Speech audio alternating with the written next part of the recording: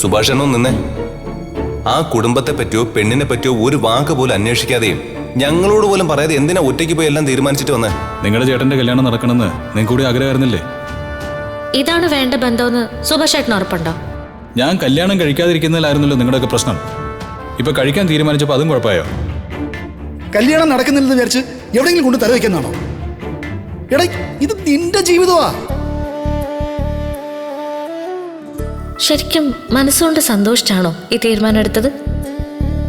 എന്തേലും പ്രത്യേക കാരണം കൊണ്ട് തീരുമാനിച്ചല്ലോ അല്ലേ? ഈ ഡ്രസ് എങ്ങനെയുണ്ട്? ഗായുവിന് ഈ കളർ ഇഷ്ടാവൂന്നറിയില്ല, അതുകൊണ്ട് ചോദിച്ചാ. അവൾക്ക് ഇഷ്ടാവൂന്ന് അവളോട് ചോദിക്കണം, എന്നോടല്ല ചോദിക്കേണ്ടത്.